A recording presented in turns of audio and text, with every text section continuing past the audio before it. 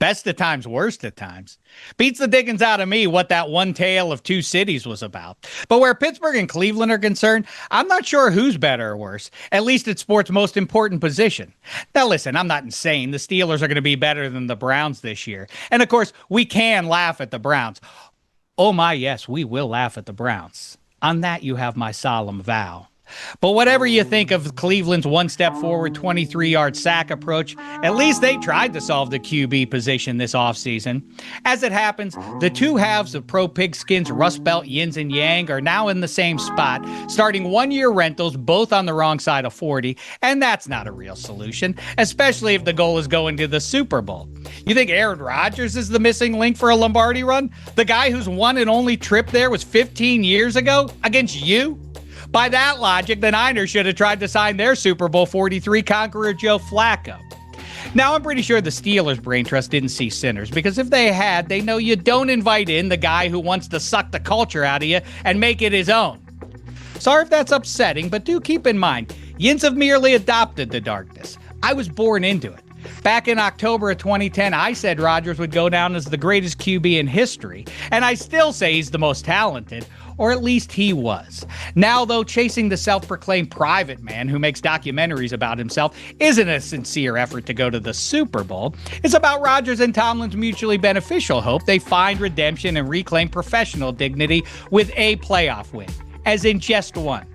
There's a good reason why that story might sound familiar. It's the same script Tomlin tried with Russell Wilson just last year, and that low standard is quite Brownsie. Of course, this didn't have to happen. At the draft, they knew they needed a long-term answer at QB, but took a D tackle. And now if Jaxson Dart is good, that's bad. And if Justin Fields beats Aaron Rodgers in week 1, well, it's going to get just plain ugly. A-listers like Rodgers might get ink, but summer blockbusters fall in the NFL's offseason.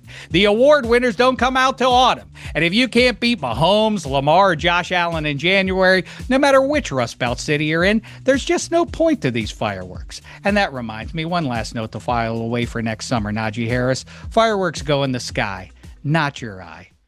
Let it begin.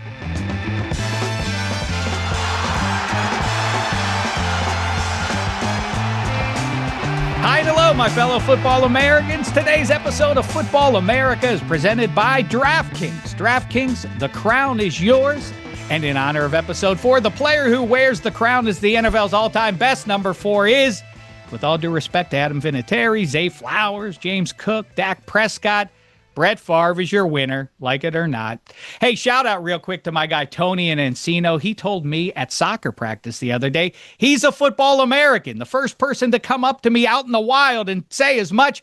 Be a patriot like Tony. Subscribe on YouTube and or wherever you find your podcasts. Coming up, we got Ryan Clark. The Fuentes brothers have the con in Miami. They're going to help me out with some fantasy decisions. Angel and devil on my shoulder style. But first, here's newsman Bradley in NYC with the black and white news. Thanks, Dave. Well, it's been a week of trimming and transactions. And of course, the biggest transaction of all happened on Instagram. Kansas City Chiefs tight end Travis Kelce proposed to the Grammy Award-winning singer-songwriter Taylor Swift. Now, much has been said about the proposal, but can we clear something up? While Travis proposed on his right knee, was it the right knee? I don't know what that even means. Is it the right knee? But I am proud to say I did hear about this engagement. Well, if it's the right knee that you're talking about, that's the one that's been giving Travis Kelce his injury problems his entire career. But the last significant injury was his rookie year, like 12 years ago. So I don't know what KC fans are worried about. Well, I do think you make a good point. The left knee is the safe knee to use there. Sorry, 87. Bad choice on the knee, but muzzle tough on the engagement. Bradley, what's next? Well, finally, thanks to your input, Football Americans, we have decided America's team for the 2025 season. Dave boiled it down to a Final Four of Dallas, Buffalo, Detroit, and Green Bay. I did. Now, for the record, I didn't. I threw it out to Football America. I was just like Simon Cowell, giving some ideas out there. Football Americans are the ones who made the decision here. So who came out on top as America's team? The Buffalo Bills. This is the right choice. Teach. You got the Kansas City Chiefs. You got the Jacksonville Jaguars. You got the New England Patriots. But look, there are a lot of good teams in the NFL. But the Buffalo Bills are now Football America's team 2025. Hey, related matter. I just checked the odds. Here it is. My weekly Super Bowl 60 pick. It's still the Bills and the Niners. But how about this? The odds are a little bit shorter, now down to 4-1. Coincidence that we've been buzzing about this Super Bowl matchup and now those odds have dropped a little bit? Yeah, probably just a coincidence, but still I thought I would mention it here. All right, it's time for the debut of Angel v. Devil. That is 2 Fuentes is entering, 1 Fuentes leaving. I have some important decisions to make in my upcoming fantasy draft, and I have Mike and Gino in either ear. All right, I'm not going to waste time debating Josh Allen versus Lamar Jackson. Obviously, if you get either one of those guys, you're going to be in pretty good shape. Let's go second tier, maybe even third tier here. 4 names. You tell me the best one out of it. Justin Herbert, Caleb Williams, Dak Prescott, Justin Fields, Gino. I'm going to go to you with this one first. Okay, you got to play the game here. You're not doing real life. You're playing fantasy football.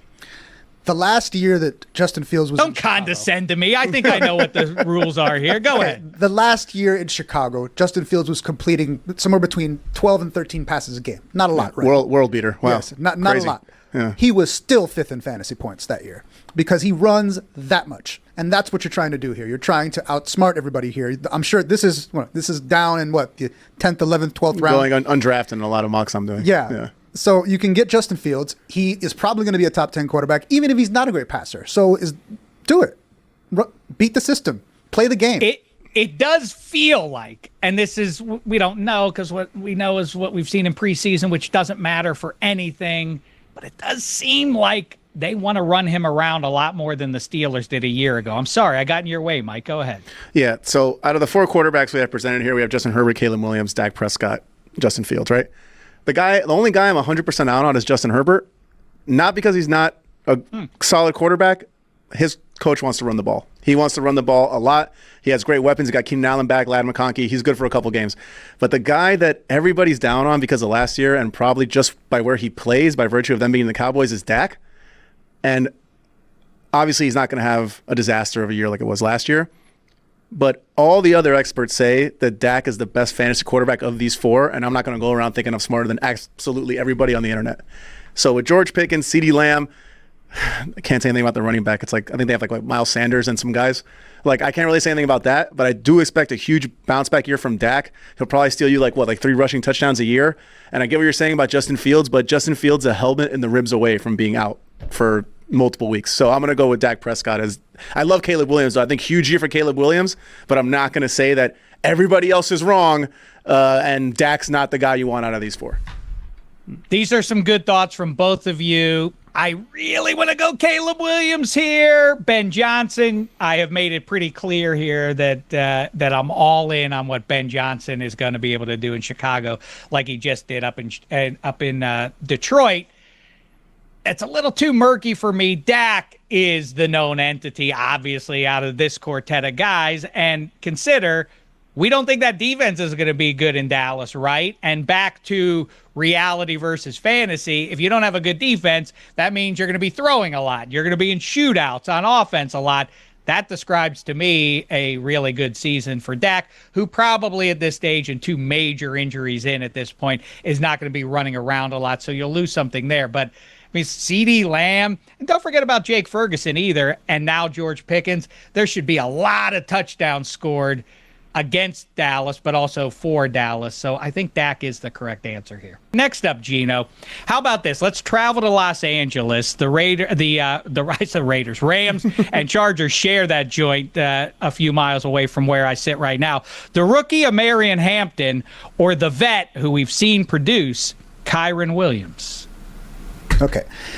We've seen Kyren Williams, but we've also seen how Matt Stafford is so close to missing the season that he's taking epidurals in the preseason. So rather than deal with that, we've got this 6'2", 220-pound monster at running back whose backup is missing an eye, for all we know. Harbaugh loves to run the ball. Frank Gore became a Hall of Fame running back under his tutelage. It's year 2 of the Harbaugh experience. Have some fun. Mystery bag here. Omarion Hampton, he's huge. He looks the part. He could probably score a lot of touchdowns. He's probably going to be on the goal line all the time. So I would go with Omarion Hampton here. All right, let's hear your pushback on that, Mike. Pretty good case. Well, like you said, Kyron Williams, we know what he's going to give us, right? He's a high production running back. I think having Devontae Adams now actually lining up a wide receiver will be good for him, because before it was just Puka Nacua and a very hurt Cooper Kupp. No, I don't think so. That's going to take away touchdowns. I don't think so. How do you figure on long passes? Kyron Williams, name the second running back for the Rams. I'll wait. Start Googling. Good point. Start Googling. Okay, Blake Corum. What do you mean name him? Blake Corum. That's the problem. Yeah, more like who cares? Okay, so Kyron Williams did everything last year. I expect him to do everything again this year. Now, there are some concerns with that Stafford thing, but maybe they lean on him a little more if Stafford can go. But I think we're going to get a lot of the same from Kyron Williams. I expect similar production from last year. Well, good points here. Geno clearly wins this one. I'm taking the rookie here. Wear and tear is not a good thing on a running back. Vet experience is great at QB. It is not great for a running back. You want the fresh legs there. That one goes to Geno. Next up, let's go talk about known entity. CMC against the rook Ashton Genty.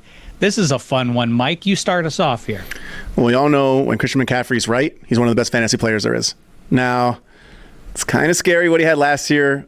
I think it was, Achilles injuries to both legs, Gino, if I'm not wrong? He had like calf injuries. But kind of in the Achilles. Yeah, and usually when your guys going to Germany, not that great. So with all that, Christian McCaffrey, if he can stay healthy, because we don't live in fear. Okay, you don't live in fear out here in fantasy world. You choose guys based on their production. We all know he's one of the greatest running backs in the game, especially for fantasy. It does hurt him a little bit since Brian Robinson Jr. is there now. I expect Brian Robinson Jr. to take literally anything within the 5-yard line. But we just know that Christian McCaffrey was basically their entire offense 2 years ago before he got the injuries. So it's really hard. I know Ashton Genty, the thing is, he's a battering ram. He's going to be really good. He's a rookie. He's much younger. But he's on a team where the offense, I think, might struggle a little bit. And Christian McCaffrey, you know what you're going to get. Better safe than sorry, Christian McCaffrey. Gino. Do you know what Pete Carroll does to running backs? He just gives them the ball over and over and over. And he runs plays that have been described by Marshawn Lynch as running through an MFer's face. And this guy had 2,600 yards rushing last year at Boise State. And they used this number 6 overall pick on him. They're going to give him the ball over. Yeah, because the Raiders never taken bad draft picks before. They never taken anybody in that spot. Yeah. And if you do that to Christian McCaffrey, his Achilles. Yeah, well, it's not. I don't expect him to have the same running style as Ashton Genty, but I expect him to be involved often, especially with the way that the wide receiver situation is there right now. Okay, so one's in his early 20s, one's on the age cliff at 30. You got me there. Yeah. I'm taking my chances with the rook. You know what? Gino once again wins this one, and right. Pete Carroll's going to give the ball to the rook a ton, and I don't like that offensive line necessarily in Vegas, but I also don't remember, everybody gets amnesia about this stuff. CMC was a MVP candidate 2 years ago, but then the injuries returned. And I say returned because that's our perception before that MVP adjacent season from CMC is what a talent. If only he could stay healthy. That's been the story of CMC as much as anything else has. I'll take the unknown in the rook because you know that the Raiders are going to try to ride him. And one more thing with Shanny, this team perceives itself rightly. I picked them to go to the Super Bowl, as you know. They're going to try to spare CMC late September hits whenever they possibly can. The Raiders are not concerned about such matters. So I'm going to ride with Genty here.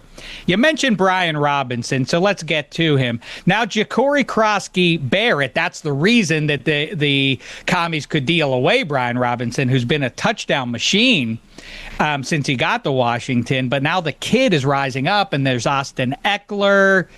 Mike, talk me into whatever the best option is out of all those names. So I don't like Brian Robinson Jr. because he's going to be second fiddle over there. He might get some touches here. They're very capable starting running back. I'm not going to say much, but I made a fair amount of money betting Brian Robinson anytime touchdown last year. But that's just me. But I kind of like Austin Eckler here just because I don't think his workload will change in Washington. but he's a type of guy that even with limited amount of touches, he always makes the most of them. He's always a dynamic out of the backfield guy. He's obviously not going to be doing the 4-back thing anymore. He's too old, too many injuries.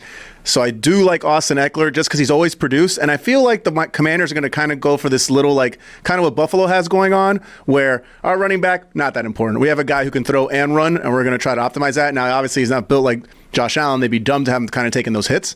But I think they're going to go for an offense that's more that style. So I kind of like Austin. And then, Bill, right? He wants to be called Bill. Bill Krosky. Bill Krosky Merritt. I think he'll get a good amount of touches, but I think it'll be much more of a 50-50 split than people are going to realize. I did hear about the Bill Krosky. Yeah. I don't know if that's a great PR move there. Yeah. Gino, do a little PR for your favorite running back out of this group. All right. I think I'm going to agree with Mike here in that Brian Robinson Jr. That's not the rules of the game. And I was told specifically by Bradley in the email. But this is not the rules. Yes. Okay. Angel and devil are not friends. The same. They don't We're not agree. on the same page. Yeah. All right, but he can get one right every now and then. And Brian Robinson has been deleted by virtue of being the backup to Christian McCaffrey. Yeah, he might not see the field at all. Yeah, some games, yeah. Okay. All right. And we all agree Bill Krosky is not a great Bill nickname. Krosky. Bill Krosky might be good. Is 7 feet tall and runs a 4.40. No. Why not? Let's do some mystery bag here. 4.5, really. Yeah. Let's do some more mystery bag here. It's going to be at the end of your draft? Yeah, this is your third straight rookie guy that you're going for. I mean, I'm going, like, you're at the end of the draft. You got either Austin Eckler, who you know is only going to be in there half the time, or you've got Bill Krosky Merritt, who will also always be there half the time. But who's to say that maybe this guy just jumps in and he has a 1,300 rushing yard season and 10 touchdowns? I guess you're leaning into fantasy football. What may happen? What do this? What do that? When are you going to take him? You're going to take him in the 10th, 11th round? No, these are all guys at the bottom of the barrel, but I'd rather have a guy I know is going to give me something. At the minimum, Eckler's going to catch 4 balls a game, and maybe he takes one for 20 yards, and then you got something. These are all flex guys. We know that. We're not trying to like get RB2s here. Okay. So Mike, what do you make of Gino's argument? Like, who's to say? I guess make stuff up. You're to say. Yeah. In the 11th round, in the 11th round, you take lottery tickets. Yeah, that's what I'm saying. So why not take a guy that you know is going to give you something? Make a choice, Dave. Yeah. You know what I think? I think the correct answer here is actually Brian Robinson. And I'm going to go back to what you said a minute ago, Mike, about him stealing goal line touches from CMC. At this stage in his career, CMC doesn't need the glory of getting those touches at the goal line. Shanny doesn't owe him that. I think that's Brian Robinson's value, right? So I think that if you're in a pinch and you need to put somebody in there, Brian Robinson might end up giving you at least 6 points on 2 carries, and that might be enough to exceed whatever Austin Eckler gives you in that offense. It's awfully murky as far as I'm concerned right now. All right, real quick. T. Higgins, the clear-cut number 2 in Cincinnati against DK Metcalf, the clear-cut number 1, but with a probably murkier passing game situation in Pittsburgh than Cincinnati. Gino, start us off here.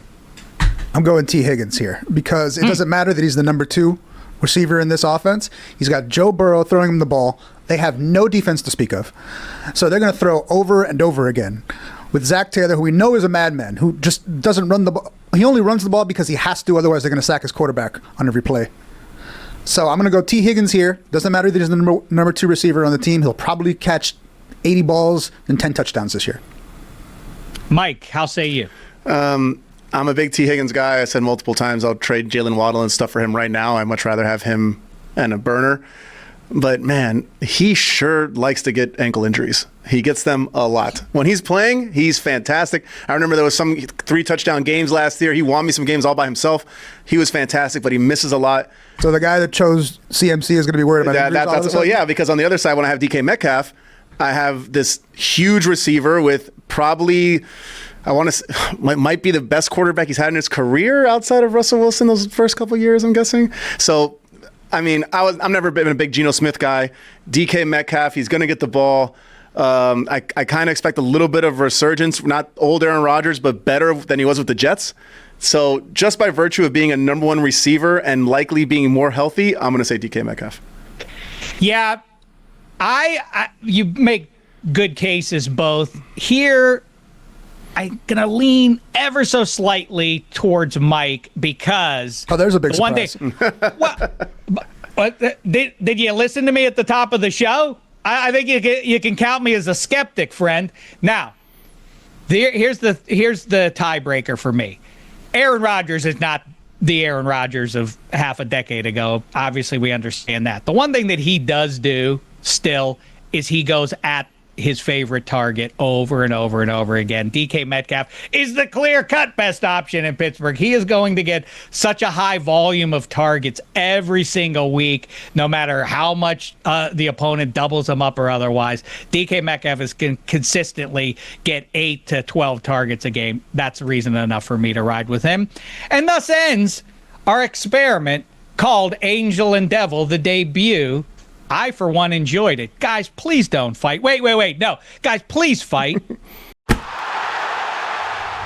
right, I'm real excited about this one for any number of reasons, and it may get a little contentious. I just have to say that out of the gate. Either way, though, I feel like his great playing career is getting a little overshadowed at this point. I mean, he's a Pro Bowler, he's a Super Bowl champion, but all anybody talks about is Ryan Clark buzzing about all things NFL on ESPN, NFL Live. You see him on Monday Night Football, and the pivot is dynamite stuff, and real good tee up for college football fans right now with Marcus Freeman. Make sure you dig in on that. Really fascinating, big range of conversation. It gets pretty deep and gets very funny as well. Make sure you're checking out the pivot. I'm talking, of course, about, I would say, one of my two favorite Pittsburgh Steelers as a grown-up.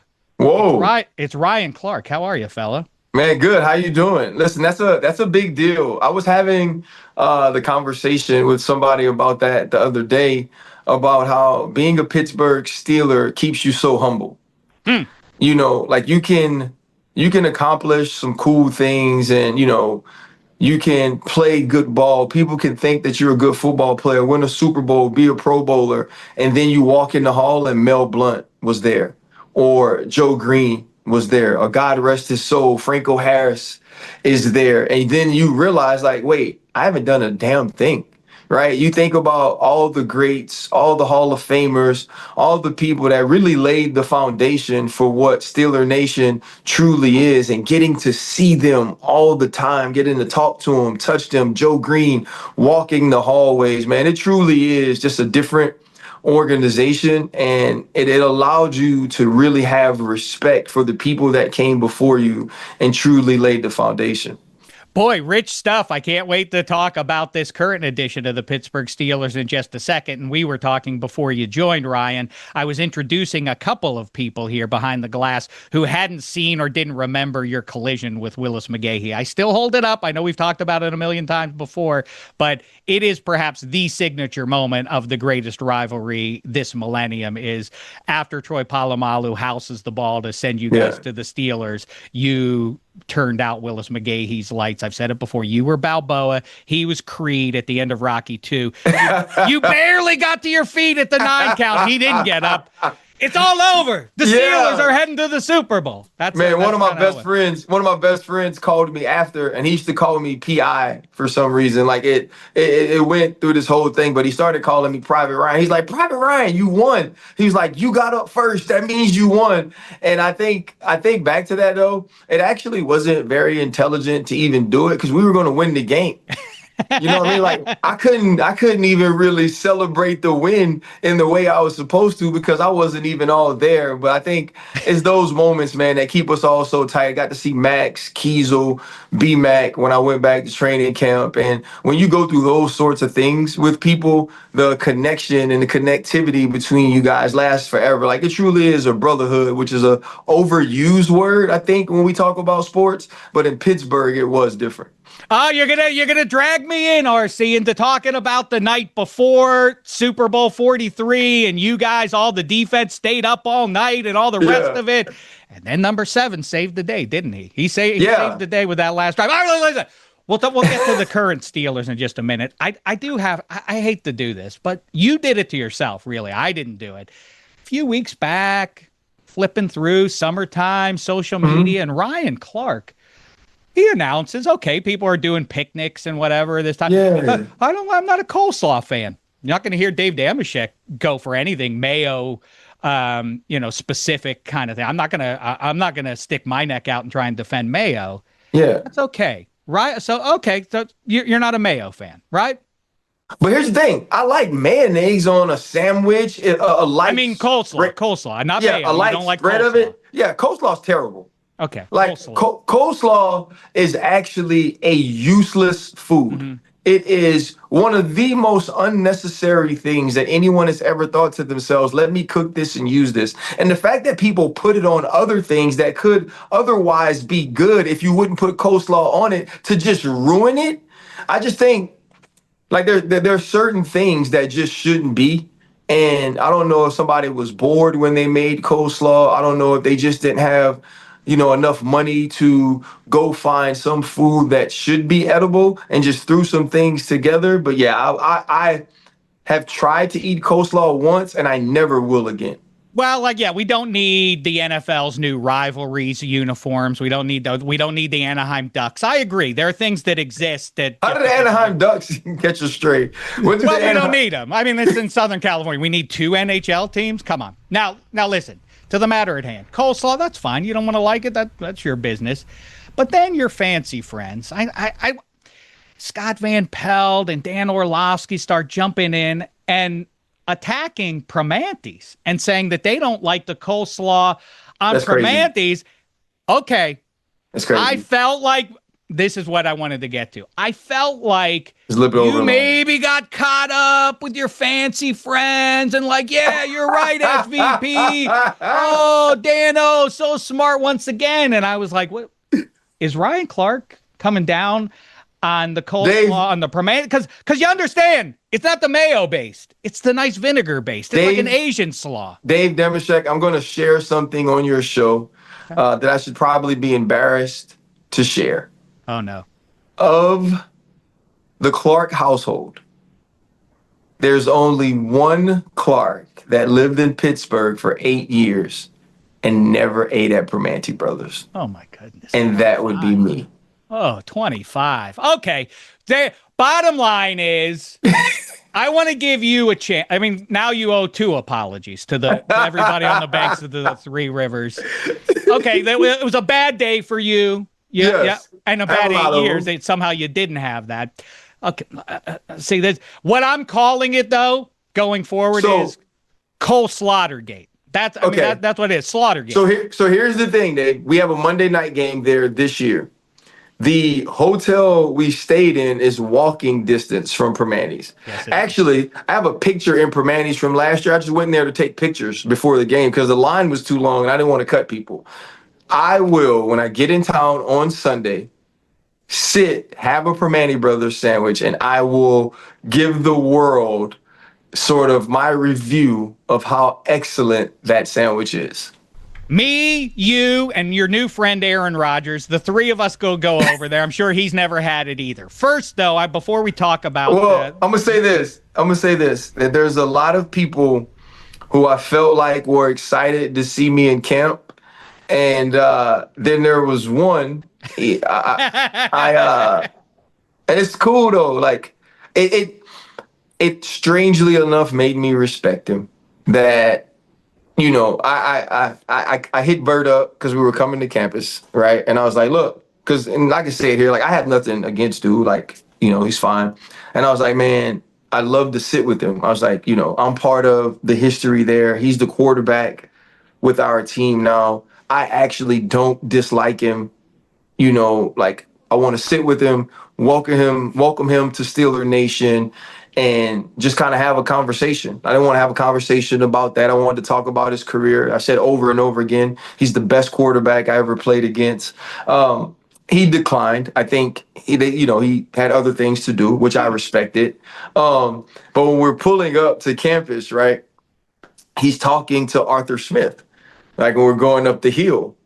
And so I'm like, well, like for me, if I truly don't have an issue with you, I'm going to speak to you. Like I'm going to say hello. Like it's rude not to, in my opinion, And so he was talking to Arthur Smith. I talked to some of the guys I see coming from I think special teams meeting. I roll the window down. I was like, what's up, guys? Arthur Smith kind of speaks. Aaron Rodgers looks at me and he doesn't say anything. And but I respected it because he was like, I'm not going to be fake, for whatever he feels or whatever it is. He's like, that's not someone that I fool with in that way, and I'm not going to fake it. And I think it set the tone that, hey, you and I don't talk. You know what I'm saying? And so when I was on the field, like, I didn't say nothing to him. He didn't say anything to me. But I did get a good chuckle out of it. Channing thought it was funny. Fred thought it was funny. They was like, damn, man, he ain't even acknowledge it. And I was like, that's better than it being an issue. Yeah, I mean, I kind of appreciate the, being his genuine self, I suppose. Yeah. And by the way, I also respect it because I'm a chip on the shoulder kind of guy too. And Kobe was that guy too. Like, he remembered, oh, you said bad about me, and now, Peyton Manning was. There is a percentage of guys. Everybody loves to say, oh, I don't hear what people say on social media. And then there are a few guys who do, and then they holster it and they hold on to it for the rest of their lives. I kind of respect it. Okay, let's talk about Tomlin then and what is going to be and Aaron Rodgers, the swap essentially for Justin Fields, trading places between the start of last season and this season. First question I wonder is if Aaron Rodgers will carry the American flag out onto that field again like he did 2 years ago. But more importantly, sincerely, what happens if the Steelers lose to Justin Fields and the Jets in week 1? I think that this is a massive game to start the season, and I really don't know where they go from there if they were to do it. Yeah, I think this team needs to start fast, period, though. Right? Like, there's always going to be questions about Mike Tomlin's teams and the lack of success in the playoffs. You're going to have that.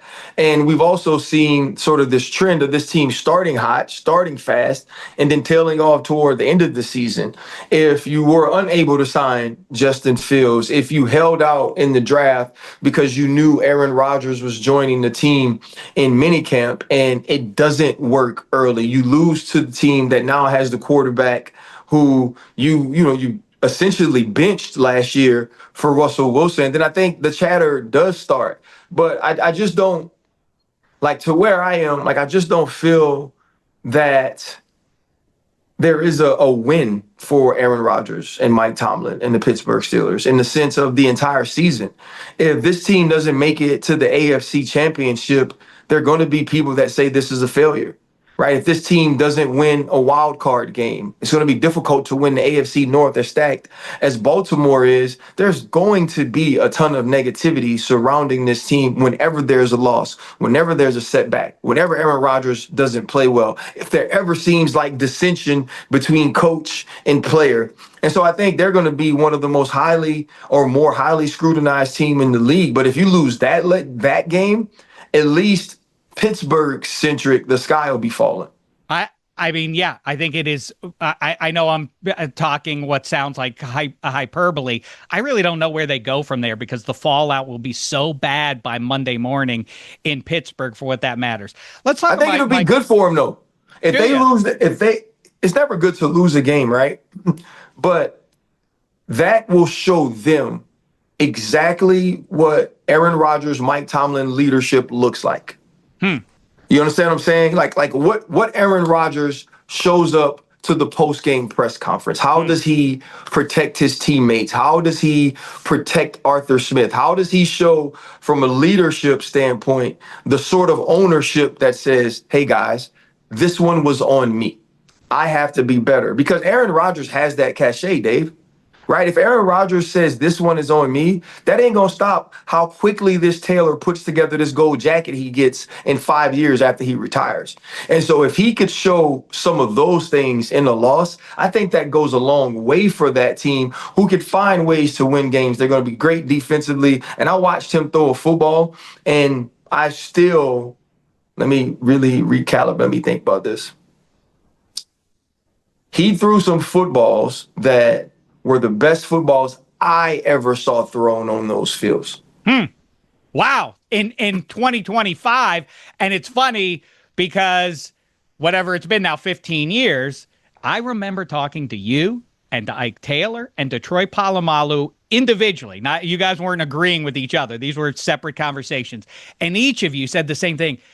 The fastballs that he threw against you in Super Bowl 45, your reactions were all like, whoa, how did that ball get by me? I thought I had a beat on it. It's striking that you say that 15 years later, but now we're at this place where the name brand of Rodgers is probably outstrips the talent that's going to be out there, his ability with his legs and otherwise. It's not the whip, it's the legs that concern me with Rodgers at this age. But let's talk about Coach T here. And, the Pivot does as good a job as any show out there this millennium of sort of getting under the helmet, as they say, and making the football players and all the people you talk to three-dimensional human beings. And so you're keen on making that connection. And with Mike Tomlin, I feel like my sense is from a distance is that for all of his admirers and for Cam Hayward, who, will say, Mike Tomlin's the best, and Aaron Rodgers, I want to be with I want to be with Mike Tomlin because he's as good as it gets and all of that. It feels like the compliments that he gets from his players and otherwise are more about like he looks you in the eye when he tells you bad news. He respects you. He tells you what's going on, even if it's not something you want to hear, and all of that kind of stuff, which is great and admirable. But is he at this point in 2025 a ball knower on the level of Andy Reid and KOC and all those guys? I'm a little concerned about he's a defensive mind in the age of quarterbacks or superheroes. Yeah, but I think it's disrespectful to not include Mike Tomlin in the ball knower category with guys like KOC, who ain't been to an totally NFC fair, championship. Totally fair. But do you know what I mean about offense versus defense? Yeah, like that's mindset. I just think that's a disrespectful even comparison, right? Because what you're essentially saying that is if you don't know offense, you don't know football, right? Because you mentioned KOC, like this is a quarterback sort of driven league now. Right. And I don't know that it's not always been that. I think because of the rule changes, it's become more of that you got to have that guy. But what also makes you look really smart offensively? If you just get a really good football player. Well, right. Is it? I mean, it's not a fluky coincidence that the teams that are always in the postseason happen to have. And don't get me wrong, though, like, no disrespect to KOC, Josh Dobbs played good for 2 weeks. We've seen Nick Mullins play good for a week. Kirk Cousins had career years there. Sam Darnold is revitalized there. So I'm in no way taking away from what he can do offensively. That's just not where ball lies. I think, and I pose this question very often, right? You go back to the Killer Bees team, right? And when I look at the Killer Bees, like that's the first time I go, or that's the one moment I'm like, Coach T, he underachieved there, right? That team had the talent. Like Jacksonville's not supposed to walk into Pittsburgh as good as they were on defense. They're not supposed to walk into Pittsburgh and win that game, which people don't remember. If not for a missed call on Miles Jack, that team might go to the Super Bowl and beat New England, which Tom Brady says was a bad call. But then I look at some of these other teams, and I've talked to players that go, those other teams actually weren't that good. Those teams shouldn't have been playoff teams, right? And so where we hold Mike Tomlin to this higher standard because of where he coaches, because of how quickly he won a championship, I think some of the teams that he has coached has overachieved. And so he's definitely an extreme ball knower, if that's the word we're using. He has an infinite amount of football intellect built on wisdom and experience, and also football intellect built on knowledge. I just think you got to be your best as a team when it's most important. And the thing that scares you, right, or the thing that starts this conversation is in the playoffs, when everything is dialed up a little bit, how do the teams play so badly? How do you play so far away from what we saw during the season? And that's something he has to answer for. That's something that he has to reckon with. But to say that Coach Tomlin isn't as intelligent as these other coaches, I would be disingenuous to agree with that from this standpoint. We never won a game in a way he said we couldn't win it, or in a way he said, or in a way that wasn't congruent with how he said we can win it, and we never lost one that way either. If we lost it, we knew how we could lose it. If we won it, we knew how we could win it. And when we went into the film room, it was never, Coach T didn't tell us that. I wasn't prepared for that. I didn't think that was the way I could lose it. I never thought to myself, I didn't think that this play would work. I didn't think that this coverage was a good coverage because I knew going into the game it was.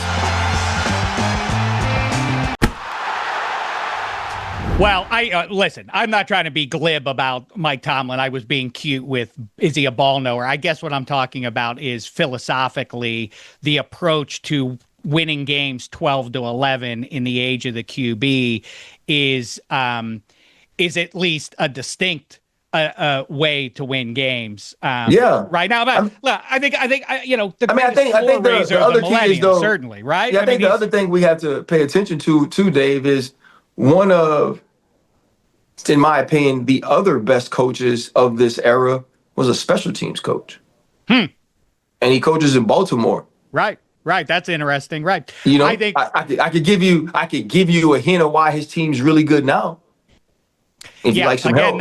That coincidence that we were just talking about there. So that transitioned us to here. By the way, I think Coach T's good pal McDonough, I think, is kind of, he's obviously propped up by Josh Allen, and you've talked about this. McDermott. I said McDonough. Yeah. McDermott. I talked to your pal Mina Kimes about this, and now I bring it. I bring the same thing to you. Now you know that she can get distracted by the analytics and say, like, we can't put too much weight on these limited sample sizes that are the playoffs, these big spot games. I contend that we're ignoring shared reality if Josh Allen and Lamar Jackson don't need to get a Lombardi to be held up on the very short list of all-time greats. How say you, and which one do you think ultimately will, or do you think both of them will break through, or will neither ever get that Lombardi trophy? I mean, to say neither one of those dudes wins a Lombardi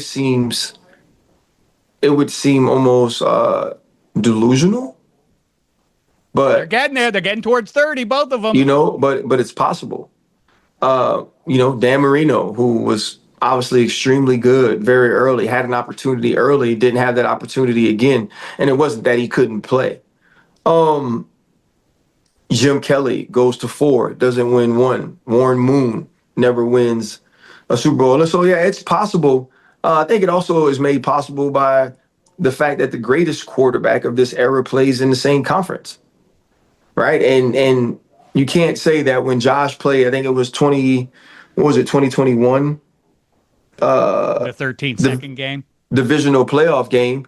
Can't say Josh Allen didn't show up for that game, or Josh Allen didn't do what he was supposed to do on his end to get the Buffalo Bills into the AFC Championship. Patrick Mahomes just did more. And so I think there's always that piece of it. I believe that they both win a Super Bowl at some point. I think the Ravens right now on paper are the best team in football. I believe in the playoffs right now, I believe in Josh Allen more than I believe in Lamar Jackson. I do think after the 2 early turnovers last year to the Bills, that Lamar Jackson was the best player from that point on the rest of the game. I think if Mark Andrews catches that ball, we're maybe having a different conversation. But because Mark Andrews doesn't catch the ball, I have to pay attention to the sack that DeMar Hamlin makes and you put the ball on the ground, it's picked up by Von Miller. I have to pay attention to the overthrow in the post corner that gives the football back to the Buffalo Bills. And so I believe they both have an opportunity to win it. I think one of them does for sure. I can't say that both of them win it because there's so many players that have to go through one another. Yeah, the math doesn't work out. As long as they only give out 1 Lombardi at the end of every season, the math doesn't work out for Stroud and Herbert and Dak and everybody else. Not even that. Like, you also, one, you have to go through the gauntlet of getting there in the AFC, but then you got to beat the other team who's probably gone through less than what you've gone through.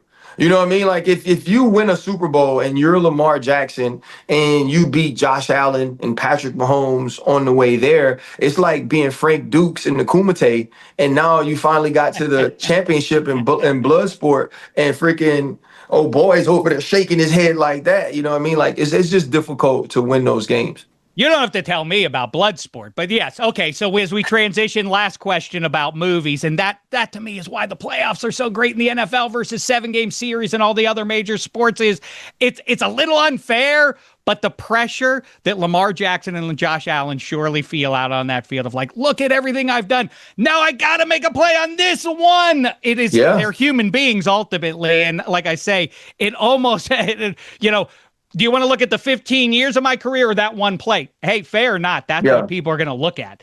Okay. I said to you right as we got going here, I think you could successfully leave football talk and just focus on movies based on your off season. The last question is, because it seemed like you focused in on tearjerkers all through the off season. What is the saddest movie death Ryan Clark has ever seen? Whoa, saddest. I think I have the right answer. Thomas J was tough. Yeah. Thomas J was a hard one. Yeah. And I'm forgetting his last name right now. But Augustus in Fault of Our Stars was a very very difficult death for me to handle, simply because I had built myself up for an hour and a half to handle her death. Because she was like the sicker one. And then they took him from me. Right. As a kid, the hardest was Ricky from Boys in the Hood. That was a tough one. That was very sad. He had the whole world in front of him. He was about to be an SC superstar, be a tailback you, and it was all taken away from him. Made the grades. Yeah, so, man, there's so many deaths, bro, that are just well, let's start a movie show so we can deep dive this as our first subject there, but I do want to plant Apollo Creed. He showed up for an exhibition that night, and Drago had malintent, and I mean, manslaughter at least should be the charge. I know you watch Terms of Endearment. Deborah Winger's death was sad. I think the correct answer is Ellie in Up. That first 20 minutes. Oh, that's tough. That's the saddest thing. That you know. That's a tough one. And he loved her so much. Yeah. So much. Yeah. You watch a lot of animated movies? Well, of course, yeah. We had, the kids the last 18 years. I've watched primarily animated movies. So yeah. Well, so about 4 years ago, I went on an animated movie tour as well. I just sat down and I turned on Disney and like for weeks just watched animated movies. That was a good ride. This offseason was sad movies. I don't really know where this thing is going, but I do get a ton of my analysis from watching movies because like the movies sort of relate to real life, which relate to football at times, so, maybe I'll pop in like once a month and we could just do movie talk. And I don't care about it. There are plenty of people who, I know this about football. Football is this team's going to win. No, that team's going to win. Movies require more depth. And I think, we should do that because let's do it. I find the dad in Frozen real problematic, the parents. So I got to go back to that one. I haven't watched Frozen in a while. Well, the one daughter shoots the other daughter in the heart with ice, and it almost kills her. And it's like, oh my God, what are we gonna do? One sibling on the other. What should we do? Like, let's take him to the troll and see what he thinks. Like, what? That's what that. Here's the thing: in the animated world, parenting is a very difficult deal. You got to think about it. Fiona's father and mother knew she was an ogre by night, yet was mad when she came home with Shrek. Hey, it's just part of life. You're right. Maybe the animated life is tougher than real life. Maybe because common sense ain't a cartoon. 25, you're the best, man. You really are. Be good, man. Thank you so much. Love seeing all your success out there, man. We still got to get you and Mina Kimes in a booth together. That's the dream for me. But love seeing all the success, man. My man, thank you. Happy for you. Thank you for the time. Good. Enjoy those Steelers. Yes, sir. There he goes, number 25, Ryan Clark, everybody. What a guy, am I right? Mike Fuentes, your thoughts? Yeah, I mean, I didn't expect him to have such a feel for movies like he did. I mean, he nominated a great, sad death from the movie Up, which of course was brutal for anybody who watched that. But I have a nominee myself, and I'm going to say Irwin Wade in Saving Private Ryan. That's the medic character that's played by Giovanni Ribisi. Calls for it. There are a lot of sad deaths in that movie, but him calling for his mama is just they're trying to give him treatment, and he's bleeding because he has shrapnel, and he's calling for his mom. And then earlier he had shared a story about how he used to pretend to fall asleep so he wouldn't have to talk to his mom.